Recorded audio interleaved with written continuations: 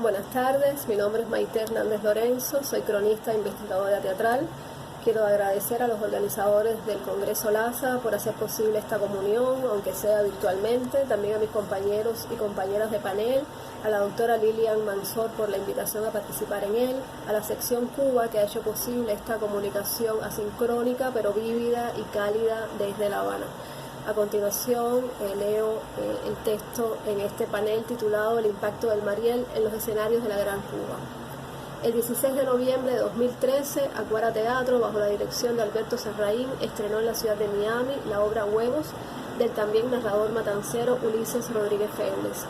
La obra, que había tenido su estreno mundial en La Habana por Mefisto Teatro en el año 2007, coloca la historia en dos tiempos que metafóricamente funcionan como un espejo de dos sucesos igualmente traumáticos: los hechos del Mariel y los prolegómenos a la crisis de los balseros de 1994.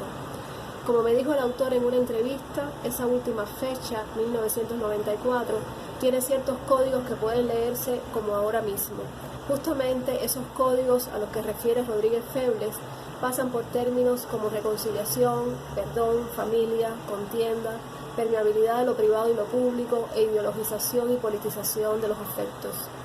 Sobre el Mariel, la obra inquiere, a través de un viaje al pasado, doblemente temporal, con respecto al cronos de la obra que sucede en 1993 y con respecto al presente del montaje en el 2013, inquiere, como decía, en la fractura social y familiar que produjo en varias generaciones de cubanos ese éxodo masivo. Y en el caso del segundo tiempo, 1993, indaga en el trauma social y económico del periodo especial y el regreso a Cuba de aquellos marielitos a quienes tildaron de gusanos en 1980 y que ahora regresan, muchos le decían mariposas, convertidos en salvadores de los parientes que atravesaban quizá el año más duro de esa crisis que fue a su vez una de las causas fundamentales de la estampida permitida por ambos gobiernos de los balseros en 1994. Entre ambos jirones, el Mariel, por un lado, y el periodo especial y los prolegómenos de la crisis de los balseros, por otro, se tironea la familia cubana. De ahí que esta pieza, además de incluirse en una línea temática que aborda los hechos del Mariel, recordemos la familia de Benjamín García, de Gerardo Fernández, o El grito de Raúl Alfonso, entre con legitimidad en la larga y fecunda tradición del teatro cubano que tiene a la familia como locus semántico y representacional. El estreno de Huevos en Miami tuvo un impacto que trascendió el acto meramente artístico. El montaje en esta ciudad completó otra travesía en términos simbólicos y provocó una narrativa otra que se superpone al disenso y los encogimientos y estiramientos de las relaciones entre ambos países. Los mismos marielitos que vieron la obra en Miami habían tenido que reestructurar su vida no solo por su condición de inmigrante, sino por la estigmatización con la cual la comunidad de acogida los marginalizó, agrupados en la misma franca de delincuentes, enfermos mentales y escoria real que engrosaron las listas de las embarcaciones que llegaban al Mariel vacías para regresar a la Florida atestadas. Partiendo la liga que tensa ambas orillas, con Huevos, Serraín desde Miami y Rodríguez Febles desde Matanzas, reinventaron sobre el escenario un territorio común de memoria y reconciliación. Serraín ha relatado que una espectadora le sugirió que debían poner pañuelos de papel en el programa de mano. Uno sabe que esa señora no exagera, uno sabe que la máquina se pasa y se acabó. Tanto para Serraín como para Rodríguez Febles, este montaje en Miami también significó una rendición de cuentas ante sus biografías personales, y es de lo que yo quiero ahondar en este texto. Alberto salió de Cuba meses antes del Mariel. Vio a la peculiar flotilla desembarcar e insertarse, si es posible esta palabra. Tuvo la oportunidad de trabajar como psicólogo con el equipo de crisis de la Universidad de Miami en Fort Indiantown Gap, Pensilvania. Allí atendió, según nos cuenta, a una de las poblaciones de entrantes más desamparadas de todo el éxodo, los menores sin acompañante. Ulises, mientras tanto, era un niño que observaba las manifestaciones y los actos de repudio desde la ventana de un hospital en La Habana y nunca ha olvidado cómo preparaban cajas con huevos de tomates. Le asiste, según ha confirmado, el derecho de leer el pasado como ciudadano y escritor.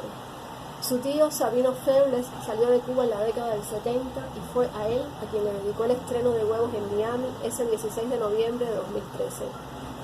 Ahora bien, ¿Qué vigencia podría tener una obra que llega tantos años después de los sucesos que narra?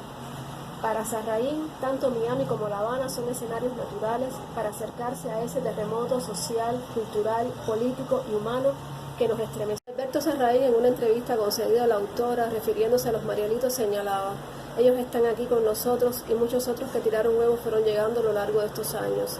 Así que contamos con dos elementos fundamentales para hacer público de huevos: dolor y culpa. En ese paquete de escorias, Cuba perdió un importante número de brillantes intelectuales que no se ajustaban al patrón del hombre nuevo. Fue así como bajo las etiquetas de homosexuales, apáticos, extranjerizantes, diversionistas y más, llegó a estas tierras un ejército de escritores, actores, pintores, coreógrafos que revolucionaron culturalmente el exilio, hasta entonces controlado por el exilio histórico. Ulises también, en un intercambio personal, me contestaba: la única diferencia entre nosotros los cubanos es que muy pocas veces desde Cuba hemos leído esa traumática etapa de la historia nacional. El pasado sigue siendo presente porque hay ciertos códigos de actualidad que permanecerán: la responsabilidad individual en situaciones límites, la nostalgia, el dolor, la separación y el reencuentro del emigrado. Como ha comentado Alberto Serrahín, más de 100.000 cubanos llegaron a Estados Unidos en un breve lapsus. Primero fue la humillación, el abuso, el acorralamiento al que se sometieron las personas que aceptaron la propuesta de que vayan todos los que quieran. Por otra parte, la terrible manipulación de la población en esos eventos, los actos de repudio organizados desde los centros de trabajo, que llevaron a situaciones tan inverosímiles como dice un personaje de la obra. Unos tiraban huevos y al otro día se iban. El desgarramiento familiar, el quiebre de la sociedad civil dejaron profundas heridas en ambas orillas.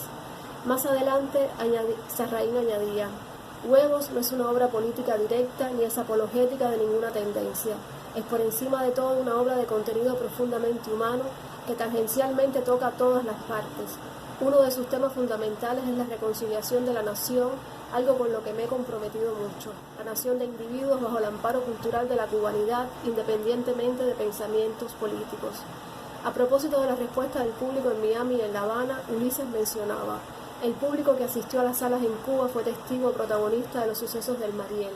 Algunos tiraron huevos, lo confesaron y se arrepintieron, otros guardaron el secreto. Muchos presenciaron los hechos o conocieron historias acontecidas a vecinos, familiares o conocidos, historias como para llenar los espacios en blanco de la memoria nacional. En Miami todo fue muy emotivo. La gente del público lloraba, como en Cuba, pero su drama era diferente. Uno podía escuchar los sollozos. Ocurrió una catarsis colectiva. La gente contó sus testimonios, algunos declararon haber hablado por primera vez sobre el tema en público. Otros se debatían entre la duda, la necesidad de perdonar o olvidar a los que los habían repudiado o dejarse llevar por el odio. Es importante aclarar que muchos de los que tiraron huevos llegaron primero que sus víctimas a Miami o a otras ciudades de Estados Unidos. Como sabemos, la historia ha recolocado en su lugar a aquellas víctimas y victimarios. A veces esos roles se han trastocado en un desvarío hijo de la época, del espesor de la maldad, el sinsentido, el oportunismo y el engaño.